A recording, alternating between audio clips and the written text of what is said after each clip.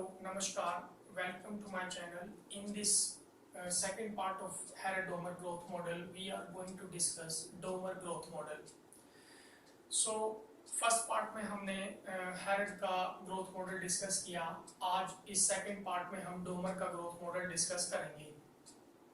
सो जैसा कि हम जानते हैं कि हैरड-डोमर ग्रोथ मॉडल जो है एक डायनेमिक ग्रोथ मॉडल है. और अगर हम कीन्स का अगर बात करें तो उन्होंने एक स्टैटिक एक फिक्स सोल्यूशन प्रोवाइड किया. उन्होंने इन्वेस्टमेंट के इनकम एस्पेक्ट को लिया, बट उन्होंने प्रोडक्टिविटी एस्पेक्ट को छोड़ दिया. मतलब डिमांड साइड को उन्होंने पिक किया और सप्लाई साइड को उन्होंने छोड़ दिया. वहीं अगर हम हैरड-डोमर ग्रोथ मॉडल की बात करें तो हैरड-डोमर ग्रोथ मॉडल जो है वो डायनेमिक मॉडल है. वो लॉन्ग रन एक सोल्यूशन प्रोवाइड करता है, चेंजेस के बारे में बात करता है, उनका सोल्यूशन देता है, ठीक है, और फ्लेक्सिबल है. सो आज हम डोमर के मॉडल की बात करेंगे. तो डोमर का मॉडल जो है वो 1946 में आया. और डोमर कहते हैं कि investment has dual character. Investment के दो रूल है. Investment has dual character. So एक तरफ तो ये जो है investment it generates income, and दूसरी तरफ it increases the production capacity. ठीक है, एक तरफ ये इनकम को जनरेट करती है जिससे डिमांड पैदा होती है, इकोनॉमी में डिमांड जनरेट होती है, इसलिए इसको डिमांड साइड बोला जाता है. ठीक है, दूसरी साइड ये जो है प्रोडक्शन की कैपेसिटी को इंक्रीज करती है, तो इसलिए इसको सप्लाई साइड बोला जाता है. ठीक है, अब डोमर यहां कहते हैं rate of growth of income and rate of growth of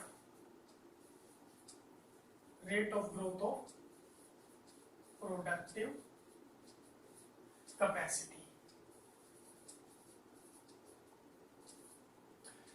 तो यहां इन्वेस्टमेंट के दो रोल हैं. डोमर कहते हैं एक तरफ इनकम जनरेट होती है, उससे डिमांड पैदा होती है. ठीक है, तो डिमांड साइड. दूसरी साइड ये प्रोडक्टिव कैपेसिटी को इंक्रीज करती है जो कि सप्लाई साइड है. तो यहां डोमर सीधे सीधे ये कहते हैं कि इन्वेस्टमेंट में कितना इंक्रीज आना चाहिए जिससे कि इन दोनों के अंदर जो चेंजेस आएंगी, rate of growth of income और rate of growth of productive capacity में जो भी चेंजेस आएंगे इन्वेस्टमेंट करने से, वो एक समान होनी चाहिए. अच्छा, अब हैरड के मॉडल में जो हमने assumptions जो देखी वो हमने देखी जो assumptions देखी वो डोमर के मॉडल में भी सेम assumptions होंगी. ठीक है, सेम assumptions डोमर के मॉडल पे भी अप्लाई होंगी. सो फर्स्ट assumption क्या थी? An initial level of full employment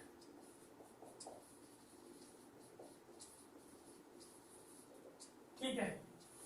second,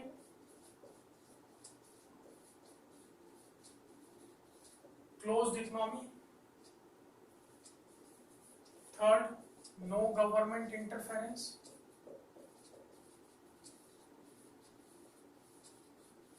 ठीक है, and fourth is MPS.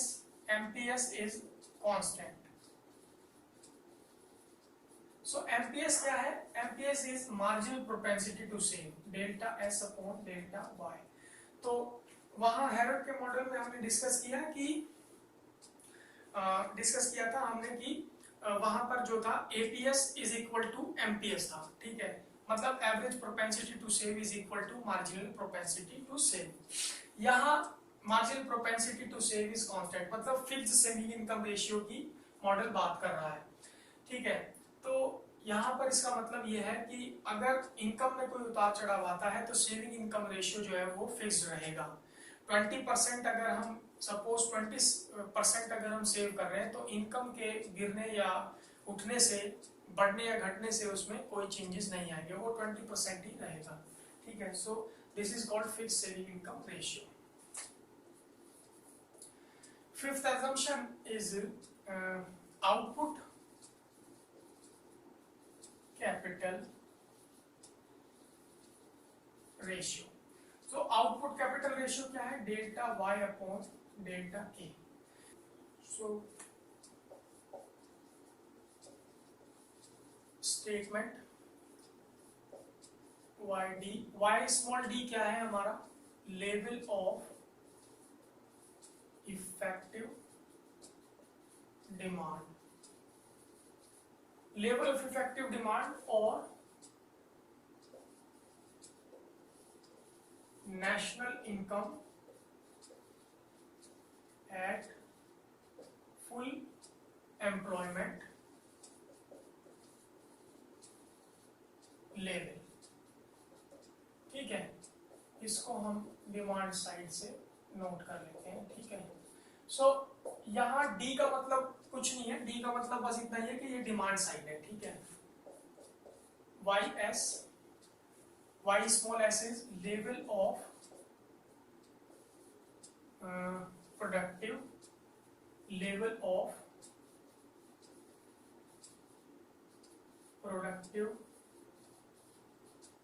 capacity, और हम इसे कह सकते हैं supply eight full employment level, supply side. ठीक है,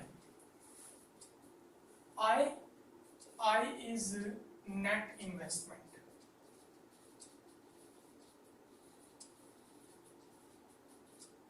सो इसको हम डेल्टा के भी लिख सकते हैं। हैरेड के मॉडल में हमने देखा कि डेल्टा के क्या है? वो इन्वेस्टमेंट है। मतलब जब अमाउंट ऑफ कैपिटल में, मतलब ऑलरेडी जो स्टॉक ऑफ कैपिटल है उसमें जब नई इन्वेस्टमेंट होगी तो चेंज आएगा, डेल्टा चेंज का साइन है। सो इसलिए इसको इन्वेस्टमेंट भी हम लिख सकते हैं, आई भी लिख सकते हैं। ठीक है, अच्छा, K is real capital and sigma is productivity of capital. ठीक है, प्रोडक्टिविटी ऑफ कैपिटल मतलब output capital ratio, delta y upon delta k। Alpha देखेंगे, अल्फा क्या है? एमपीएस। अल्फा इज एमपीएस, मतलब कि marginal propensity to save, delta s upon delta y। ठीक है, अच्छा, ये स्टेटमेंट हो गई मॉडल की। चलिए अब हम डोमर का मॉडल अंडरस्टैंड करते हैं। ठीक है, सो डोमर कहते हैं कि इकोनॉमी में इन्वेस्टमेंट के दो रोल हैं। सो एक तरफ तो ये जो है प्रोडक्शन की कैपेसिटी को इंक्रीज करती है, बढ़ाती है उसे, और दूसरी तरफ जो है ये इनकम को जनरेट करती है इकोनॉमी में। सो जो बढ़ी हुई प्रोडक्शन की कैपेसिटी है, ठीक है, वो इनकम बढ़ने पर डिमांड जब पैदा होगी तो वो डिमांड उसको एब्जॉर्ब कर लेगी। यही बैलेंस जो है, इसी के बारे में डोमर इस मॉडल में बात करते हैं। ठीक है, सो इन्वेस्टमेंट किस रेट से किया जाए जिससे कि हमारी सप्लाई साइड इनकम जो है सप्लाई साइड के बराबर रहे। ठीक है, अच्छा, अब ये जो इनकम है, डोमर कहते हैं कि जो इनकम है हमारी, ये जो डिमांड साइड है, ये इनकम हमारी इकोनॉमी में मल्टीप्लायर के इफेक्ट से बढ़ जाती है। ठीक है, सो ये जो डोमर का मॉडल है ये मल्टीप्लायर कॉन्सेप्ट पर बेस्ड है, मल्टीप्लायर इफेक्ट पर काम करता है। सो डोमर कहते हैं कि भाई हमारी जो इनिशियल इन्वेस्टमेंट है वो कैसे मल्टीपल टाइम बढ़ती है मल्टीप्लायर के इफेक्ट से। सो पहले हम डिमांड साइड को डिस्कस करते हैं। ठीक है,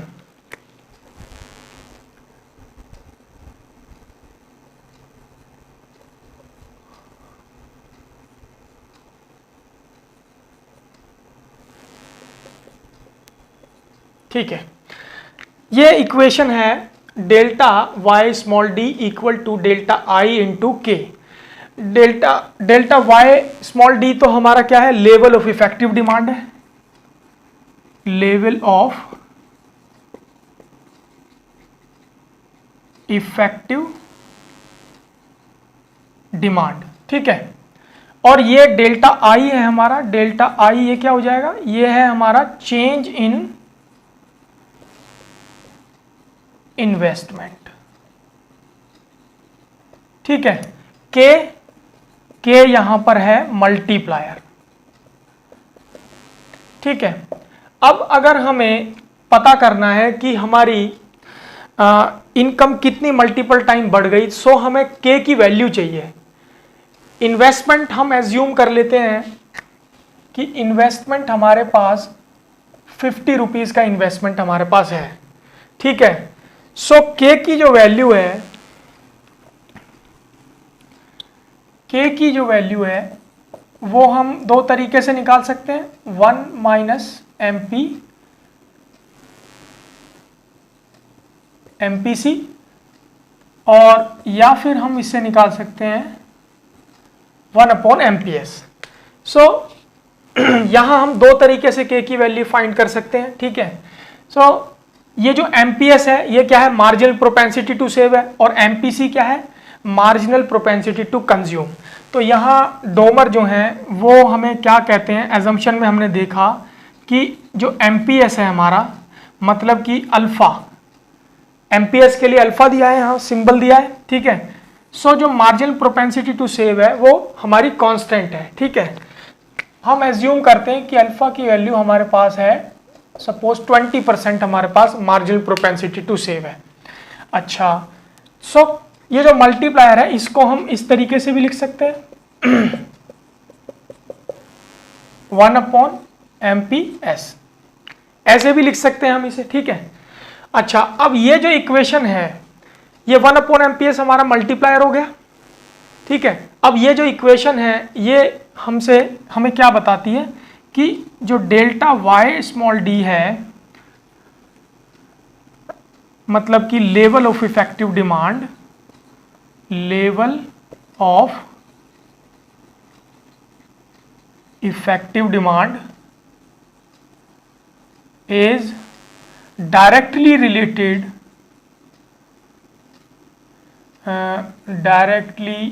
related to the delta I. डेल्टा आई क्या है हमारा, इन्वेस्टमेंट है, या हम इसे आई भी लिख सकते हैं खाली, ठीक है। So level of effective demand is directly related to the investment and inversely related to the किसके साथ, एमपीएस के साथ, दैट इज अल्फा, ठीक है। सो यहां पर ये जो इक्वेशन है हमें ये बताती है कि ये जो एमपीएस है, ठीक है, 1 अपॉन एमपीएस तो हमारा जो है मल्टीप्लायर है, बट यहां पर जो एमपीसी है और एमपीएस है, एमपीसी के साथ, मैं एमपीएस नहीं कह रहा हूं, एमपीसी बोल रहा हूं, एमपीसी के साथ जो है डायरेक्टली रिलेटेड है हमारी जो लेवल ऑफ इफेक्टिव डिमांड है, मतलब लेवल ऑफ नेशनल इनकम। अगर एमपीएस बढ़ेगी तो लेवल ऑफ इफेक्टिव डिमांड भी बढ़ेगा, और अगर ये जो एमपीएस है, अगर एमपीएस बढ़ता है तो लेवल ऑफ इफेक्टिव डिमांड घटेगा, that is called inverse relation, ठीक है।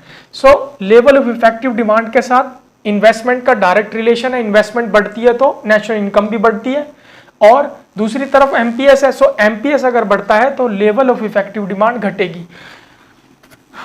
इसमें अगर हम इसको साधारण भाषा में समझें कि अगर हम सेव ज़्यादा करेंगे तो उससे क्या होगा, डिमांड घटेगी, और वहीं अगर मार्जिनल प्रोपेंसिटी टू कंज्यूम अगर बढ़ता है, सो डिमांड बढ़ रही है तो यहाँ पर नेशनल इनकम बढ़ेगी। ये इक्वेशन हमें ये बताती है। अच्छा, ये जो 1 अपॉन एमपीएस है, अगर हम इसे अल्फा लिख दें, सो हम इसको 1 अपॉन अल्फा भी लिख सकते हैं मल्टीप्लायर को। ये देखा हमने यहाँ पर 1 upon MPS is multiplier, so 1 upon alpha, MPS के लिए हमें अल्फा दिया गया है, तो हम इसको, ये हमारी इक्वेशन अब बन गई, ठीक है। अब हमें मल्टीप्लायर की वैल्यू चाहिए, वो हम एमपीएस से फाइंड करेंगे। और इन्वेस्टमेंट हमारे पास एज्यूम करी 50 रुपीज़ की, और जो हमारे पास मार्जिनल प्रोपेंसिटी टू सेव है वो हमारे पास है 20%। अब सो हम सिंपली यहाँ से फाइंड कर सकते हैं 1 अपॉन इस 20 को अगर हम 100 से डिवाइड कर दें तो हमारे पास आएगा 0.2। सो यहाँ पर वैल्यू आई मल्टीप्लायर की 5 टाइम्स, ठीक है, 5 गुना हमारी इनकम अब बढ़ गई। सो यहाँ पर हमारे पास इन्वेस्टमेंट भी है, इनिशियल इन्वेस्टमेंट हमारी कितनी है 50, और उसको मल्टीप्लाई कर देंगे हम 5 से। 5 हमारा के की वैल्यू आया, मतलब मल्टीप्लायर की वैल्यू, इसकी वैल्यू हमारे 1 अपॉन अल्फा की जो वैल्यू है मल्टीप्लायर की वो हमारे पास आई 5। सो अब हमारी जो इनकम हो गई वो बढ़कर हो गई 250, ठीक है। अच्छा, अब इसमें 5 गुना हमारी इनकम बढ़ी। अच्छा, अब ये जो इनकम है ये मल्टीप्लायर इफेक्ट से कितना बढ़ेगी, तो इसको चेक करने के लिए हम सिंपली ये देखेंगे कि ये जो हमारा मार्जिनल प्रोपेंसिटी टू सेव है, मतलब अल्फा, ये हमें 20% हमने एज्यूम किया, ठीक है। सो 20% हमने एज्यूम किया, सो हमारे पास जो अब इनकम हो गई 250। तो यहाँ पर सिंपली इसको चेक करने के लिए इसका 20% हम निकाल लेंगे। सो वो कितना हुआ, 20% हमारे पास आ जाएगा 50, ठीक है। सो यहाँ पर हमारी जो इनिशियल जो इन्वेस्टमेंट थी वो थी 50 रुपीज़ की, और जो हमारे पास अब सेविंग है, सेविंग भी हमारी 50 हो गई। सो मल्टीप्लायर का जो इफेक्ट है वो इकोनॉमी में जब तक काम करता है जब तक हमारी जो इनिशियल इन्वेस्टमेंट थी, ओरिजिनल इन्वेस्टमेंट हमारी सेविंग्स के बराबर ना हो जाए। सो यहाँ पर I इक्वल टू अब S हो गया, ठीक है। अब मल्टीप्लायर का इफेक्ट खत्म हो गया 5 गुना बढ़ने के बाद, ठीक है। सो ये इस तरीके से हमारी जो इनकम है वो कई गुना मल्टीप्लायर के इफेक्ट से बढ़ जाती है, ठीक है। सो ये जो है डिमांड साइड का इक्वेशन है, ठीक है। अच्छा, अब इसके बाद हम सप्लाई साइड डिस्कस करेंगे, ठीक है।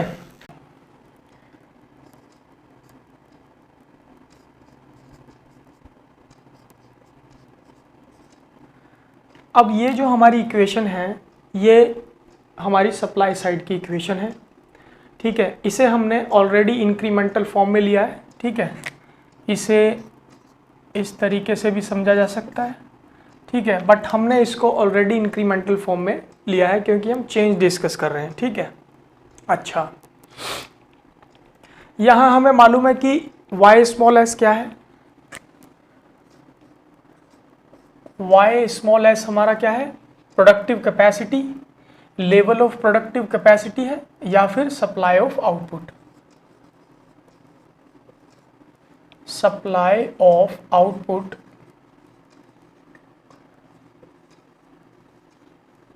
Depends upon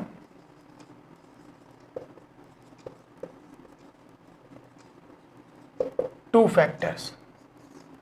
One is amount of capital, that is K,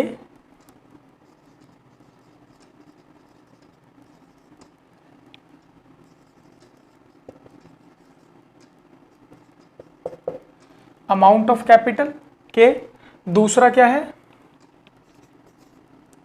productivity of capital,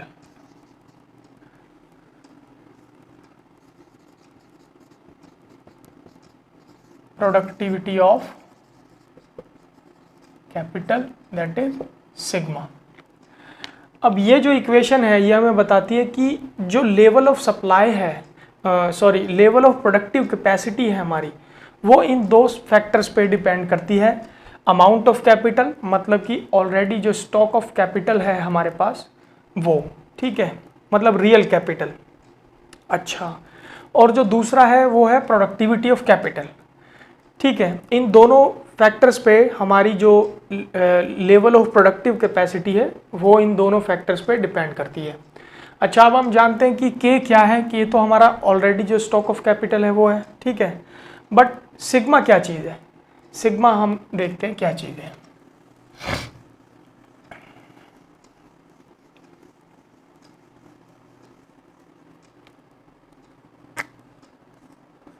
sigma basically हमारा है आउटपुट कैपिटल रेशियो, ठीक है, आउटपुट कैपिटल रेशियो। इसे हम कैसे लिखेंगे, डेल्टा वाई अपॉन डेल्टा के, ठीक है। इससे पहले हमने कैपिटल आउटपुट रेशियो डिस्कस किया, जिसके लिए सिंबल सी दिया गया था। हैरेड के ग्रोथ मॉडल में हमने डिस्कस किया था ये, ठीक है। ये क्या था हमारा, कैपिटल आउटपुट रेशियो। इसे हम कैसे लिखते हैं, डेल्टा के अपॉन डेल्टा वाई। अच्छा, एक तो ये कॉन्सेप्ट हो गया डोमर का, सिग्मा मतलब कि आउटपुट कैपिटल रेशियो। दूसरी तरफ क्या था हमारा, कैपिटल आउटपुट रेशियो जो हैरेड ने हमें बताया, ठीक है। हैरेड के ग्रोथ मॉडल में हमने कैपिटल आउटपुट रेशियो देखा, ठीक है। दोनों क्या बताते हैं, प्रोडक्टिविटी ऑफ कैपिटल बताते हैं, प्रोडक्टिविटी ऑफ कैपिटल। अब इन दोनों में चेंज क्या है, ये प्रोडक्टिविटी ऑफ कैपिटल के बारे में बात करते हैं, ठीक है। सपोज मान लें कि हमारा जो सिग्मा है, आउटपुट कैपिटल रेशियो हमारा इकोनॉमी में बढ़ रहा है, ठीक है। सो इसका मतलब ये हुआ कि हमारी जो प्रोडक्टिविटी ऑफ कैपिटल है, जो पूंजी की उत्पादकता है, जो उसकी क्षमता है, इसका मतलब वो भी बढ़ रही है, ठीक है। दूसरा जो हैरेड का केस है कैपिटल आउटपुट रेशियो का, मान लें कि हमारा किसी इकोनॉमी में कैपिटल आउटपुट रेशियो जो है वो बढ़ रहा है, ठीक है। तो इसका मतलब ये हुआ कि कैपिटल आउटपुट रेशियो जब बढ़ता है तो इसका मतलब ये हुआ कि प्रोडक्टिविटी ऑफ कैपिटल जो है वो हमारी घट रही है, ठीक है। सो यहाँ कह सकते हैं हम कि जो सिग्मा है वो डायरेक्टली रिलेटेड है प्रोडक्टिविटी ऑफ कैपिटल से। ये बढ़ता है मतलब सिग्मा आउटपुट कैपिटल रेशियो बढ़ता है तो प्रोडक्टिविटी ऑफ कैपिटल भी बढ़ती है। दूसरी तरफ जो हैरेड का कैपिटल आउटपुट रेशियो है, अगर ये बढ़ता है तो प्रोडक्टिविटी ऑफ कैपिटल घटती है, ठीक है। सो ये जो है इसके साथ हम कह सकते हैं कि इन्वर्सली रिलेटेड है, ठीक है। अच्छा, अब देखते हैं हम प्रोडक्शन कैपेसिटी।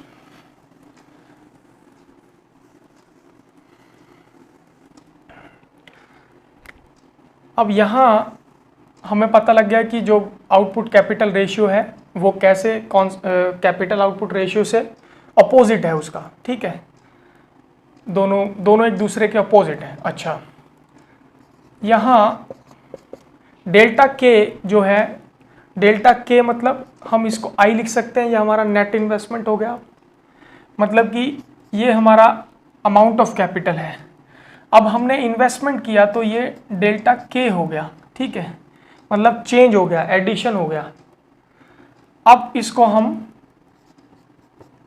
आई लिख सकते हैं, इन्वेस्टमेंट के लिए हम आई लिखते हैं, ठीक है। सो हम इसे अब आई लिख सकते हैं। अच्छा, ये हमारा सिग्मा हो गया, मतलब प्रोडक्टिविटी ऑफ कैपिटल। अब ये जो हमारी इक्वेशन है ये हमारी प्रोडक्शन कैपेसिटी की इक्वेशन बन गई, ठीक है। इससे हम अब पता लगा सकते हैं कि हमारी जो लेवल ऑफ प्रोडक्टिव कैपेसिटी है वो कितनी है। तो सिंपली हम इन इन्वेस्टमेंट को और प्रोडक्टिविटी ऑफ कैपिटल को हम मल्टीप्लाई कर देंगे, उससे हमारी जो है प्रोडक्टिव कैपेसिटी निकल जाएगी, ठीक है। सो हम मान लें कि यहाँ हमारी इन्वेस्टमेंट 50 है और प्रोडक्टिव कैपेसिटी 25%, मतलब 1/4 हो गई, ठीक है। अच्छा, सो यहाँ सिंपली हम क्या करेंगे, 50 × 25, सो ये हो गई 12.5। अब ये हमारी प्रोडक्शन कैपेसिटी निकल आई 12.5%। अच्छा, डोमर का जो मॉडल है, डोमर कहते हैं आगे कि जो इन्वेस्टमेंट है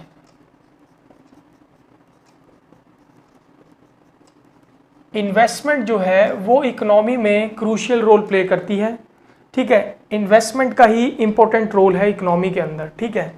सो सपोज वो कहते हैं कि 50 रुपये जो ये हमारी इन्वेस्टमेंट है, ठीक है, जिसकी प्रोडक्शन कैपेसिटी यहाँ 12.5 निकली, अगर हम इसे बढ़ा करके 60 कर दें इस इन्वेस्टमेंट को, तो वो कहते हैं कि फर्दर ये जो है हमारी प्रोडक्शन कैपेसिटी को भी बढ़ा देगी, ठीक है। तो यहाँ इन्वेस्टमेंट से ही सब काम होगा। सो इन्वेस्टमेंट जो है क्रूशियल रोल प्ले करता है इकोनॉमी में। तो अगर हम इन्वेस्टमेंट को बढ़ा दें तो हमारी जो लेवल ऑफ प्रोडक्टिव कैपेसिटी है वो भी बढ़ जाएगी, ठीक है। अच्छा, यहाँ हमने देखा ये दो फैक्टर्स जो हैं इन पर डिपेंड करती है, हमारी level of productive capacity, supply of output.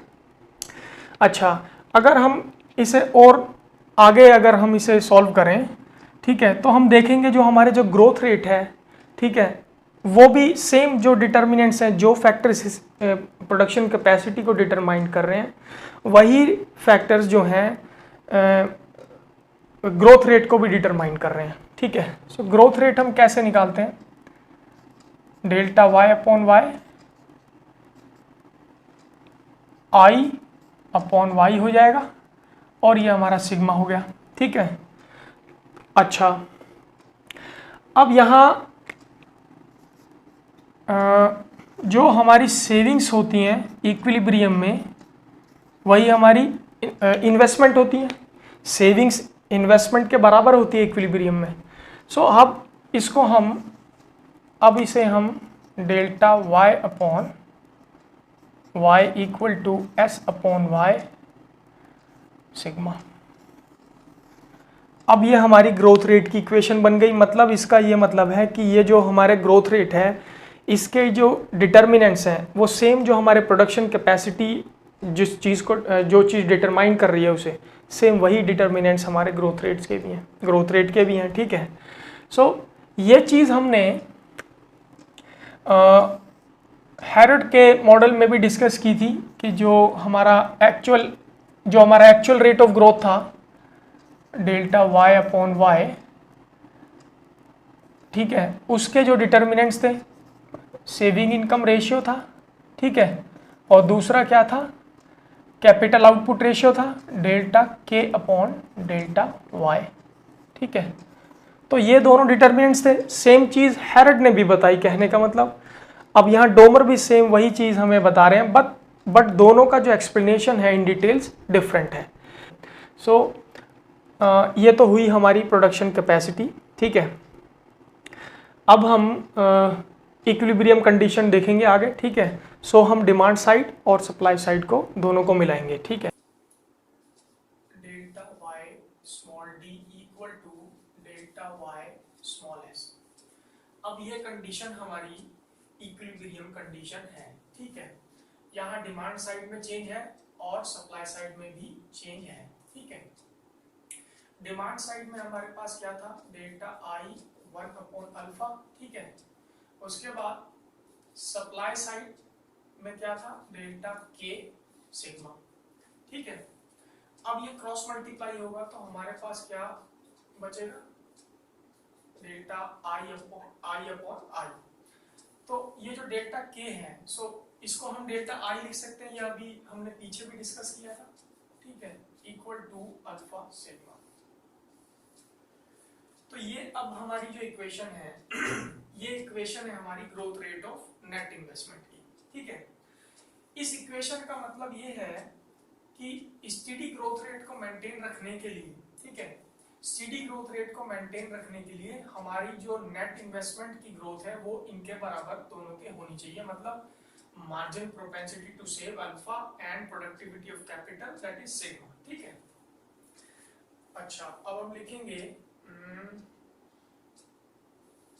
growth rate of net investment must be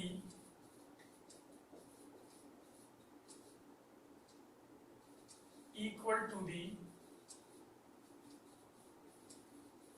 product of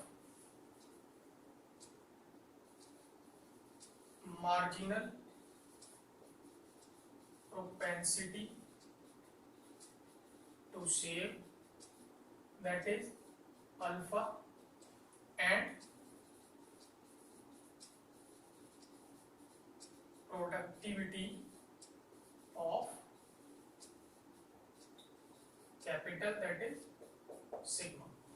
ठीक है, स्टेडी ग्रोथ रेट को मेंटेन रखने के लिए हमारी जो growth rate of net investment है वो margin propensity to save and productivity of capital के बराबर होना चाहिए। ठीक है, अगर ये नहीं होता है इनकेस तो जो है हमारी जो इकोनॉमी है वो फिर डिसइक्विलिब्रियम में होगी। ठीक है, अच्छा, अब हमारी जो इनकम है वो भी इसी रेट से ग्रो करेगी। ठीक है, इसी रेट से ग्रो करेगी। हमारी जो इन्वेस्टमेंट है वो इस रेट से ग्रो कर रही है, तो हमारी जो इनकम है वो भी हमारी इसी रेट से ग्रो करेगी। अब इस इक्वेशन का मतलब क्या है, ये मतलब सीधे सीधे यहाँ पर ये तो हो गया डिमांड साइड, ये डिमांड साइड हो गया और ये सप्लाई साइड हो गया। दोनों साइड बराबर होना चाहिए। ठीक है, rate of growth of income और rate of growth of productive capacity, ये दोनों बराबर होनी चाहिए। ठीक है, अच्छा, इससे पहले हमने प्रोडक्शन कैपेसिटी डिस्कस किया था। ठीक है, क्या इक्वेशन था, आई सेगमेंट। तो यहां पर हमें ये समझ आ रहा है कि जो यहां ये फैक्टर है इन्वेस्टमेंट एंड सिग्मा। ठीक है, सेम यही चीज हमारे इसी रेट से हमारी इन्वेस्टमेंट भी बढ़ रही है, यही डिटर्मिनेंट्स है, और यहाँ हमारे इनकम के लिए डिटर्मिनेंट्स है, और यहाँ हमारी प्रोडक्शन कैपेसिटी भी इसी रेट से ग्रो कर रही है। ठीक है, तो इसका मतलब ये है, ये जो आई है S इक्वल टू आई होगा, क्योंकि जो हमारी इकोनॉमी है वो ऑलरेडी इक्विलिब्रियम में है। ठीक है, सेविंग्स जो है इन्वेस्टमेंट के बराबर होती है इक्विलिब्रियम में। ठीक है, तो ये जो है ये हमारी प्रोडक्शन की कैपेसिटी हो गई, सेविंग्स जो है इन्वेस्टमेंट के बराबर है, और अल्फा हमारा क्या है, एमपीएस है, मतलब हमारा saving income ratio APS is equal to MPS, average propensity to save is equal to the margin propensity to save. ठीक है, ये इसके बराबर है, वो अल्फा जो है एमपीएस है, मार्जिन प्रोपेंसिटी टू सेव, और प्रोडक्टिविटी ऑफ कैपिटल जो है वो क्या है, आउटपुट कैपिटल रेशियो, सिग्मा क्या है, आउटपुट कैपिटल रेशियो। ठीक है, तो ये दोनों ही हमारे कांस्टेंट हैं। तो यहाँ पर जो है कहने का मतलब ये है कि कांस्टेंट रेट से जो है वो ग्रोथ बढ़ेगी। ये दोनों ही कांस्टेंट है, productivity of capital and margin propensity to save, saving income ratio और जो प्रोडक्टिविटी ऑफ कैपिटल है। ठीक है, सेविंग इनकम रेशियो मतलब वही इन्वेस्टमेंट है। यहाँ देख चेक करने के लिए जो हमारी इनकम थी वो हमारी 250 थी, जो हमने डिमांड साइड में डिस्कस की, और मार्जिन प्रोपेंसिटी टू सेव हमारी 20% थी, प्रोडक्टिविटी ऑफ कैपिटल हमारी 25% थी। ठीक है, अच्छा, और इन्वेस्टमेंट कितनी थी हमारी, इन्वेस्टमेंट हमारी थी 50। तो जब हम 250 का अगर हम 20% देखें, जो हमारी सेविंग इनकम रेशियो है, 20% हमारा सेव हो रहा है इनकम का, तो यहाँ पर हम निकालें तो ये निकलेगा 50। सो ये इन्वेस्टमेंट हमारी 50 है, सेव हम 50 कर रहे हैं, तो इसका मतलब ये दोनों इक्वल है। इक्विलिब्रियम में हमारी जो सेविंग्स है वो इन्वेस्टमेंट के बराबर है। ठीक है, अच्छा, इसी सेम रेट से ये तीनों चीजें ग्रोथ कर रही हैं। अब इसका जो ग्रोथ रेट है, अब उसे हम देखते हैं कैसे हम ग्रोथ रेट को फाइंड करेंगे। ठीक है, अच्छा, 20% हमारा क्या है, एवरेज प्रोपेंसिटी टू सेव। ठीक है, सेविंग्स इन्वेस्टमेंट है हमारी, इन्वेस्टमेंट से ही हमारी प्रोडक्टिव कैपेसिटी बढ़ेगी। अब यहां आप कर दीजिए 25%। 25% हमारी क्या है, productivity of capital, that is output capital ratio. ठीक है, 100 हमने मल्टीप्लाई लगा दिया, परसेंटेज में आंसर मिलेगा। ठीक है, अच्छा, अब ये हो गया 5%। अब ये 5% का मतलब हुआ, इस 5% का मतलब ये हुआ कि 5% जो ग्रोथ रेट है हमारा पर एनम, हमारा ग्रोथ रेट होना चाहिए in order to maintain the full employment, ठीक है, full employment 5% हमारा पर एनम ग्रोथ होना चाहिए in order to maintain the full employment level. Full employment को मेंटेन रखने के लिए हमें अब 5% एनुअली ग्रोथ चाहिए, ठीक है। ये इस जो है ग्रोथ रेट का मतलब है, ठीक है, ठीक है। तो ये हमारा हो गया 20% हमारा सेव हो रहा है, सेविंग हमारी इन्वेस्टमेंट है, इक्विलिब्रियम में सेविंग से हमारी इन्वेस्टमेंट है, ठीक है। और प्रोडक्टिविटी उसकी जो है 25% है, ठीक है, दैट इज 1/4 हो गई, ठीक है। तो ये हमारी प्रोडक्टिविटी निकल गई। अब 100 से हमने इसको मल्टीप्लाई करा, ठीक है, परसेंटेज निकली हमारी 5%। तो 5% ग्रोथ रेट जो है हमें चाहिए फुल एम्प्लॉयमेंट लेवल को मेंटेन रखने के लिए पर एनम, ठीक है, ठीक है। अच्छा, अब यहाँ हम डिसइक्विलिब्रियम की बात करें तो हैरेट ने हमें बताया कि जो हमारा एक्चुअल रेट ऑफ ग्रोथ है वो वारंटेड रेट ऑफ ग्रोथ के बराबर होगा, ठीक है, and C is equal to CR। CR हमारा कैपिटल आउटपुट रेशियो रिक्वायर्ड है, ठीक है। अच्छा, यहाँ जो है डोमर बताते हैं delta y upon y equal to, ठीक है। यहाँ सेम चीज डोमर भी बता रहे हैं, ठीक है। यहाँ इनका एक्सप्लेनेशन अलग है कि इनकम जो है हमारी इसके बराबर होगी तो हमारी जो है स्टेडी ग्रोथ पथ होगा, मतलब इक्विलिब्रियम कंडीशन है, लॉन्ग रन पे हम जो है इकोनॉमी चलती रहेगी, फुल एम्प्लॉयमेंट लेवल मेंटेन रहेगा, ठीक है। सॉरी। अच्छा, ये तो हमारी इक्विलिब्रियम कंडीशन हो गई, ठीक है, जिसे हैरेट ने यहाँ पर नाइफ एज बोला, नाइफ एज इक्विलिब्रियम,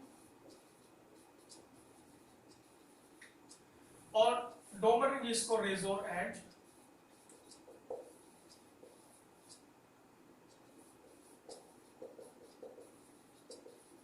इक्विलिब्रियम बोला, ठीक है। सेम चीज एक्सप्लेन हो रही है बट यहाँ डिफरेंट वे से, उधर उस तरफ डोमर ने डिफरेंट वे से उसको प्रेजेंट किया। अच्छा, अब इसमें हम अगर थोड़ा सा चेंज कर दें डिसइक्विलिब्रियम को देखने के लिए कि क्या होगा, ठीक है। ओके, अब क्या है, अब यहाँ पर हैरोल्ड ने क्या दिया, इसको हम 2 लिख लेते हैं। हैरोल्ड बता रहे हैं कि जो हमारी एक्चुअल रेट ऑफ ग्रोथ है वो वारंटेड रेट ऑफ ग्रोथ से ज्यादा है, तो इस केस में क्या होगा, जो इनकम है वो ज्यादा हो जाएगी, ठीक है। इनकम का जो है ग्रोथ ज्यादा होगी जिससे कि डिमांड बढ़ेगी इकोनॉमी में, और मार्केट में जो है सप्लाई है नहीं, ठीक है। ये जो कैपिटल आउटपुट रेशियो है वो रिक्वायर्ड से कम दिखा रहा है यहाँ पर, ठीक है। तो इसका मतलब यह है कि जो सप्लाई है वो है नहीं और इनकम यहाँ ज्यादा है, तो उससे क्या होगा, इन्फ्लेशन हो जाएगा। तो हम यहाँ लिखेंगे क्यूमुलेटिव बूम, ठीक है, इन्फ्लेशन, ठीक है। सेम चीज वहां डोमर भी बता रहे हैं कि rate of growth of income is higher than the rate of growth of productive capacity, मतलब सप्लाई ऑफ आउटपुट, इनकम ज्यादा है और आउटपुट मार्केट में है नहीं, तो इससे इन्फ्लेशन होगा।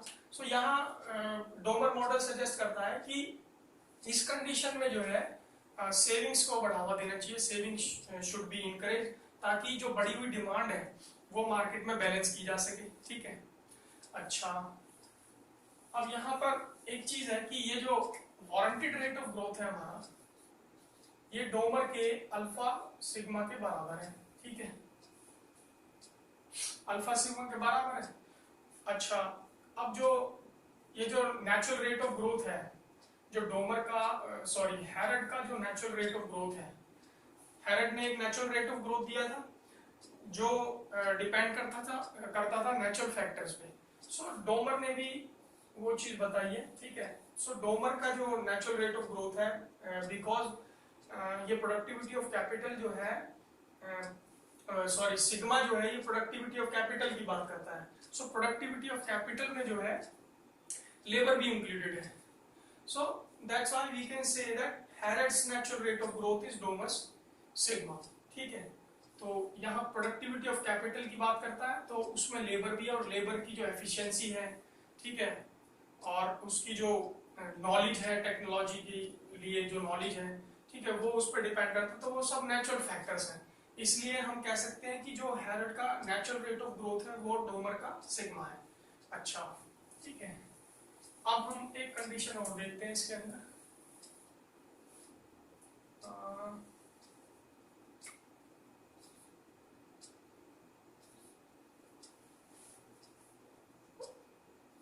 अब ये पहले वाली कंडीशन का बिल्कुल ठीक उल्टा है, बेसिकली डिसइक्विलिब्रियम कंडीशन है। अगर इसमें क्या होगा कि जो rate of growth of income है वो क्या हो जाएगा, कम है, less than the rate of growth of output, ठीक है। आउटपुट से कम है, आउटपुट ज्यादा है, सप्लाई ज्यादा है, ठीक। हैरड भी यही बता रहे हैं कि एक्चुअल रेट ऑफ ग्रोथ मतलब अब इनकम कम हो गई। सो इस कंडीशन में क्या होगा, लिखेंगे cumulative recession, cumulative recession, unemployment,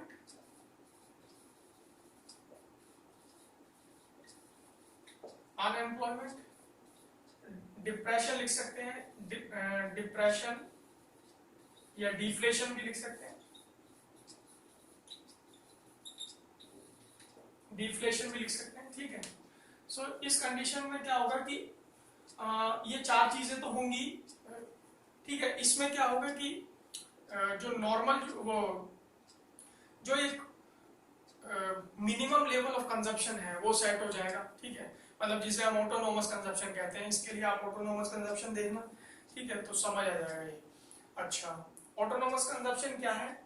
autonomous consumption ये होती है कि जब हमारी इनकम जीरो हो जाती है और जो कंजप्शन है वो हमारी कंजप्शन के बिना तो लाइफ एग्जिस्ट नहीं कर सकती, ठीक है। कुछ ना कुछ तो कंज्यूम करेगा इंसान, भले ही उसकी इनकम जीरो हो। तो यहाँ पर क्या है, इनकम जीरो हो जाएगी, अनएम्प्लॉयमेंट होगा, ठीक है, लोग बेरोजगार हो जाएंगे, ठीक है। सो उससे क्या होगा कि जो मिनिमम लेवल ऑफ कंजप्शन है वो सेट होगा, ठीक है।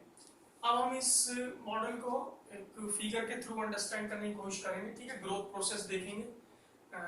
तो हम एक फिगर बनाते हैं पहले प्रोडक्टिविटी ऑफ कैपिटल का, ठीक है, और फिर हम उसको समझने की कोशिश करेंगे। चलिए अब हम इस फिगर को समझने की कोशिश करते हैं, ठीक है। ये बेसिकली क्या है, डोमर ग्रोथ मॉडल का ग्रोथ प्रोसेस है, ठीक है, ग्रोथ का प्रोसेस है। सो यहाँ पर हमने जो है सेविंग इन्वेस्टमेंट लिया, ठीक है, और यहाँ नीचे क्या है, इनकम है, मतलब ये जो है full employment, Y1, Y2, Y3, Y4 ये हमारा क्या है, फुल एम्प्लॉयमेंट है, ठीक है। और ये हमारी जो लाइन है ये कांस्टेंट लाइन है, ठीक है, जहाँ हमारी सेविंग्स जो हैं इन्वेस्टमेंट के बराबर है। ये हमारी इक्विलिब्रियम पॉइंट्स हैं, ठीक है, A, B, C, D, ठीक है।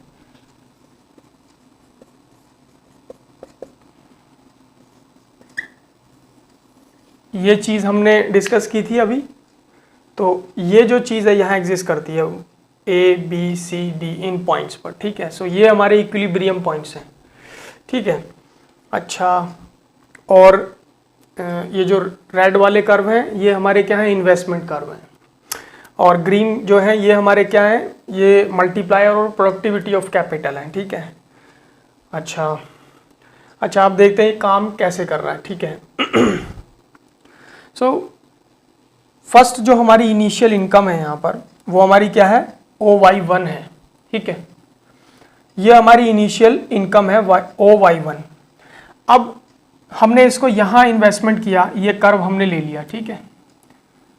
I1 हमारा कर्व है और यहाँ हमारा इक्विलिब्रियम पॉइंट है A पॉइंट पर, ठीक है।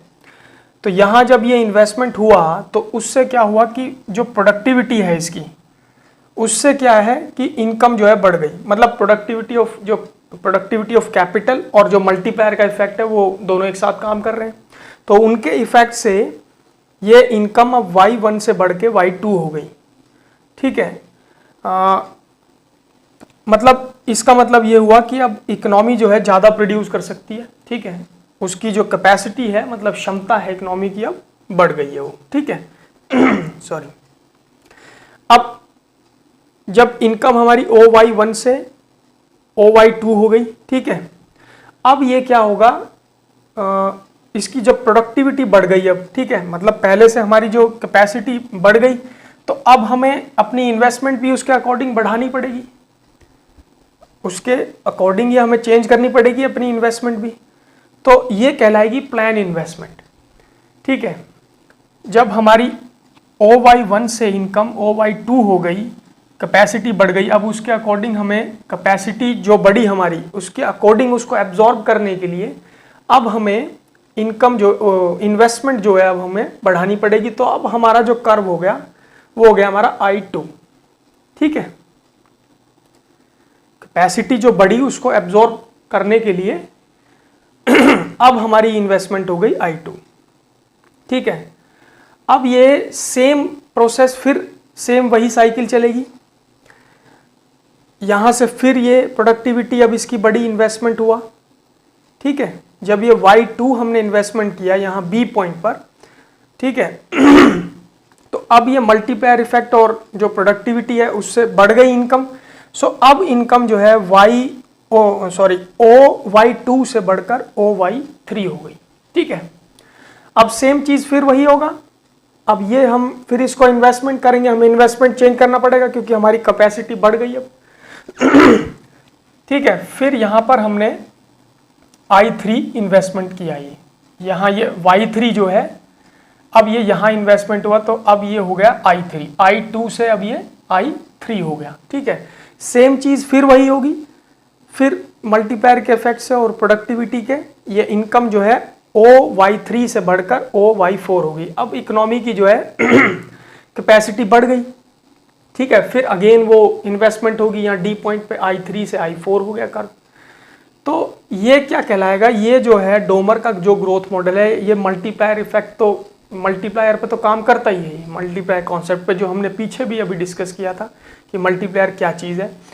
ठीक है, तो उसके इफेक्ट से हमारी इनकम तो बढ़ती है दूसरा ये जो है इसमें जो इम्पोर्टेंट चीज़ है वो ये है कि ये प्लान इन्वेस्टमेंट का पर मॉडल काम करता है। ठीक है, वहीं हैरड का जो मॉडल है वो इंड्यूस इन्वेस्टमेंट पर बेस्ड है। ठीक है, यहाँ हमारी कैपेसिटी बढ़ गई, तो उसके लिए जब हमने ये उसके अकॉर्डिंग जब हम इन्वेस्टमेंट करेंगे तो वो हमारी जो है प्लान इन्वेस्टमेंट कहलाएगी। ठीक है, ये हमारे प्लान इन्वेस्टमेंट आप कह सकते हैं इन्हें। ठीक है, I1, I2, I3, I4 हमारी कैपेसिटी बढ़ गई, फिर उसको एब्जॉर्ब करने के लिए हमें अपनी इन्वेस्टमेंट भी अब बढ़ानी पड़ेगी या चेंज करनी पड़ेगी। ठीक है, अच्छा, ये तो हमारी जो है इक्विलिब्रियम कंडीशन हुई। ठीक है, ये हमारी इक्विलिब्रियम कंडीशन हुई। ठीक है, इसी तरीके से ये ग्रोथ जो है चलती जाएगी, कांस्टेंट रेट से चलती जाएगी। ठीक है, और ये जो गैप्स हैं, मतलब स्टार्टिंग में ये कम, फिर थोड़ा ज़्यादा हो जाएगा, फिर थोड़ा और ज़्यादा हो जाएगा, फिर जब आगे जाएगा तो और ज़्यादा बढ़ जाएगा। इसी तरीके से ये इकोनॉमी की जो क्षमता है वो बढ़ती जाएगी। ठीक है, अच्छा, ये तो इक्विलिब्रियम की बात हुई। ठीक है, अच्छा, अब सपोज हम मान लें कि ये कंडीशन जो है हमारी पूरी नहीं हो पा रही है। ठीक है, सपोज हमारी जो इन्वेस्टमेंट है वो उतनी नहीं हो पाई जितनी होनी चाहिए। सपोज हमने जो हमारी इन्वेस्टमेंट थी यहाँ होनी थी बी इक्विलिब्रियम पे, बी पॉइंट पे। ठीक है, सो सपोज हमारी जो इन्वेस्टमेंट है इतनी ना हो करके थोड़ी उससे कम हो गई मान लें हम। ठीक है, तो ये इन्वेस्टमेंट हम I0 मान लेते हैं इसको। ठीक है, अब यहाँ क्या होगा कि इससे जो बढ़ी हुई इनकम है वो हमारी ये हो गई, इसको हम मान लेते हैं y0, ठीक है।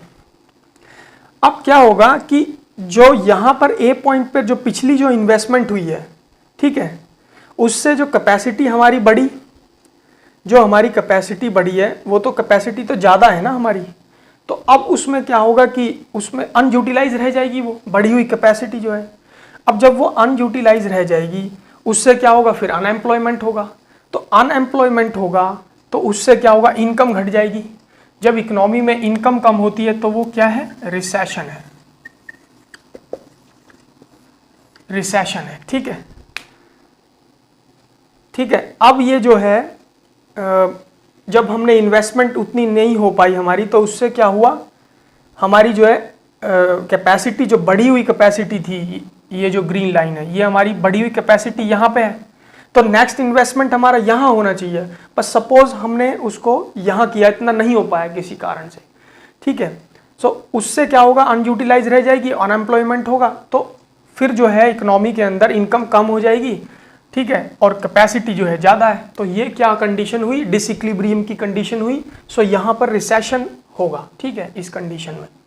अच्छा, अब एक चीज़ और देखते हैं।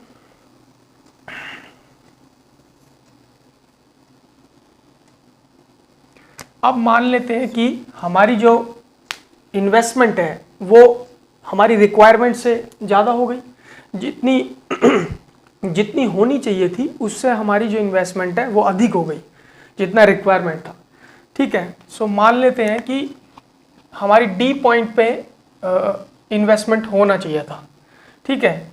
ये y3 जो थी, इसने यहाँ, इसका इक्विलिब्रियम पॉइंट क्या है, C है, यहाँ इन्वेस्टमेंट हुआ, ठीक है, ये इन्वेस्टमेंट हुआ I3 पर, फिर इसकी प्रोडक्टिविटी बढ़ी, उससे हमारी जो कैपेसिटी है वो अब y4 है, ठीक है। यहाँ पर ये हमारी बढ़ी हुई कैपेसिटी है, ठीक है। अच्छा, अब जब नेक्स्ट इन्वेस्टमेंट होगा, नेक्स्ट इन्वेस्टमेंट हम मान लेते हैं कि हमारा होना चाहिए, जैसे यहाँ डी पे होना चाहिए, तो हमारा इससे ज़्यादा हो गया, ठीक है।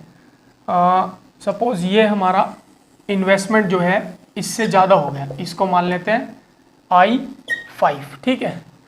अब ये हमारा इन्वेस्टमेंट यहाँ होना चाहिए था, रिक्वायरमेंट क्या था हमारा, इक्विलिब्रियम पॉइंट यहाँ था डी पे, मगर इन्वेस्टमेंट हमारा अब ज़्यादा है, जितना हमें रिक्वायरमेंट था उससे अधिक कर दिया। अब उससे क्या होगा, इनकम बढ़ जाएगा, y5 मान लेते हैं इसको, ठीक है। अब इनकम तो बढ़ गई, मगर जो कैपेसिटी बढ़ी थी पिछली इन्वेस्टमेंट से, वो तो हमारी y4 इस पॉइंट तक ही है ना। जो हमारी जो कैपेसिटी बढ़ी पिछली इन्वेस्टमेंट से, जो y3 की हमने इन्वेस्टमेंट की, उससे प्रोडक्टिव कैपेसिटी बढ़ी, तो वो इस पॉइंट तक बढ़ी, यहाँ तक, ठीक है। यहाँ हमने इन्वेस्टमेंट रिक्वायरमेंट से अधिक कर दिया, तो उससे क्या होगा, प्रोडक्टिव कैपेसिटी तो वहीं की वहीं रह गई, वो रुक गई, बट इनकम उससे इकोनॉमी में जनरेट हो गई। तो इस कंडीशन में जो है क्या हो जाएगा, इन्फ्लेशन हो जाएगा। जब इकोनॉमी में मनी ज़्यादा आ गई, मतलब पैसा ज़्यादा आ गया, इनकम ज़्यादा है, इनकम ज़्यादा जनरेट हो गई, ठीक है, तो उससे क्या होगा, डिमांड ज़्यादा होगी। सो अब ये इन्फ्लेशन की सिचुएशन बनी, ठीक है, डिसइक्विलिब्रियम है यहाँ पर। तो इसमें हमने देखा कि अगर एक बार इसको जो है या तो इन्वेस्टमेंट कम हो जाए, तो फिर ये लंबे समय तक जो है डिसइक्विलिब्रियम पे ही चलेगी, ठीक है। उसको फिर किए हुए कोई भी और भी सोल्यूशन होंगे कि उसको कितना भी इक्विलिब्रियम पे लाने की कोशिश की जाए, फिर वो इक्विलिब्रियम पर नहीं आएगी। सेम यही प्रॉब्लम हेरल्ड में भी थी और यही चीज़ डोमर में भी एग्जिस्ट करती है, ठीक है। सो ये जो यही चीज़ हमने यहाँ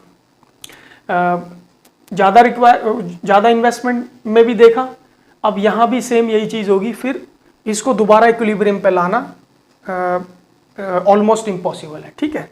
तो ये था हमारा डोमर का ग्रोथ का प्रोसेस, ठीक है। हमने डायग्राम से समझने की कोशिश की। So thanks for watching. आपने मेरी बात को ध्यान से सुना, उसके लिए धन्यवाद। Thank you so much.